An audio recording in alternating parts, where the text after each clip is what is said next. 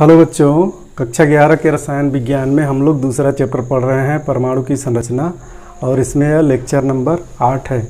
इसके पहले के लेक्चर्स में हम लोगों ने जे थॉम्सन के परमाणु मॉडल और रदरफोर्ड के परमाणु मॉडल को पढ़ लिया है। अब तीसरा परमाणु मॉडल हम लोगों को पढ़ना है नील्स बोर का परमाणु मॉडल।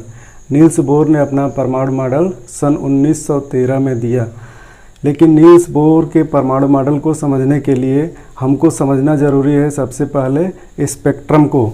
तो आज की टॉपिक है हमारी स्पेक्ट्रम, विद्युत चुंबकीय विकिरण का spectrum, spectrum of electromagnetic radiation.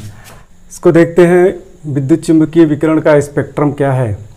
Maxwell तथा प्लांक के अनुसार विद्युत चुंबकीय विकिरण कई प्रकार के होते हैं। दो वैज्ञानिक हैं, मैक्सवेल और प्लांक, जिन्होंने विद्युत चुंबकीय विकिरण की व्याख्या की, और इनके अनुसार विद्युत चुंबकीय विकिरण कई प्रकार के होते हैं जिनकी तरंगदैर्घ्य तथा आवृत्ति एक दूसरे से अलग होती है। ये एक साथ मिलकर विद्युत चुंबकीय स्पेक्ट्रम बनाते हैं। स्पेक्ट्रम के भिन्न भिन्न क्षेत्रों के भिन्न भिन्न नाम हैं, जैसे दृश्य प्रकाश, अवरक्त, पराबैंगनी, रेडियो तरंगे आदि। तो विद्युत चुंबकीय विकिरण के स्पेक्ट्रम को हम लोग डायग्राम में देख रहे हैं। इस ऊपर वाले लाइन पर ध्यान दो। इस ऊपर वाले लाइन पर विद्युत चुंबकीय विकिरण के लिए तरंगों की आवृत्ति दिया हुआ है। तरंगों की आवृत्ति 10⁻⁴, 10⁻², 10 के घात 4, 10 के घात 6, 10 के घात 8, इस तरह से 10 के घात 24 हर्ट्ज तक आवृत्तियां दी हुई हैं। और नीचे वाली लाइन पर लैम्डा यानी तरंग दैर्घ्य दिया हुआ है, ये मीटर में दिया हुआ है। 10⁸ मीटर, 10⁶ मीटर, 10⁴ मीटर, 10⁻² मीटर, यानी यह तरंग दैर्घ्य घटते क्रम में है और आवृत्तियां बढ़ते क्रम में हैं। बीच में बहुत पतला सा भाग दिख रहा है जिसकी आवृत्ति लगभग 10⁻15 के करीब है, 10 के घात 15, ठीक है। और यह क्षेत्र है दृश्य प्रकाश का, विजिबल लाइट का, वह प्रकाश जो हम आँखों द्वारा देख पाते हैं।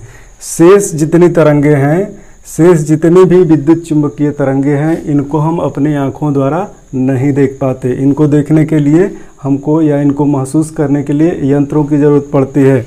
तो इस विजिबल लाइट को देखो, जिसकी आवृत्ति लगभग 10 के घात 15 के करीब है, ठीक है।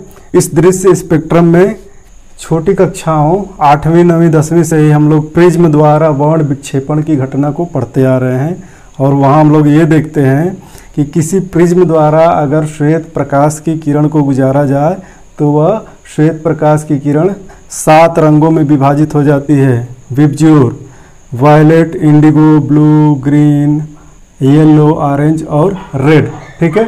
तो रंगों का ये स्पेक्ट्रम इस प्रकार दिखता है। विभिन्न कलर्स के ये बैंड इस तरह से दिखते हैं। बाकी के जो विद्युत चुंबकीय विकिरण के स्पेक्ट्रम हैं, ये आँखों से दिखाई नहीं देते। इसके कम आवृत्ति वाले जो स्पेक्ट्रम हैं वो हैं IR या अवरक्त स्पेक्ट्रम, ये इंफ्रारेड है। इससे भी कम आवृत्ति वाली जो तरंगे हैं वो माइक्रोवेव या सूक्ष्म तरंगे कहलाती हैं, और इनसे कम आवृत्ति वाली तरंगे रेडियो तरंगे या रेडियो वेव्स कहलाती हैं। तो रेडियो वेव्स द्वारा हम जानते हैं कि आकाशवाणी का प्रसारण होता है, जिनकी आवृत्ति लगभग 10 के घात 6 हर्ट्ज वाली होती है, ठीक है। इसके लेफ्ट साइड में हम लोग देख रहे हैं पराबैंगनी किरण है, अल्ट्रा वायलेट रेज। इसको भी हम पढ़े हैं कि सूर्य से जो पराबैंगनी किरणें चलती हैं वो ओजोन परत द्वारा अवशोषित की जाती हैं। इसके बाद वाला जो बैंड है यह एक्स किरणों या एक्स रेज का है। सबसे लेफ्ट में जो बैंड है वो गामा किरणों का है, ठीक है। तो ये विद्युत चुंबकीय विकिरण का स्पेक्ट्रम है, और इस स्पेक्ट्रम को जानने के बाद ही हम हाइड्रोजन परमाणु द्वारा जो अवशोषण या उत्सर्जन स्पेक्ट्रम है उसको समझ पाएंगे।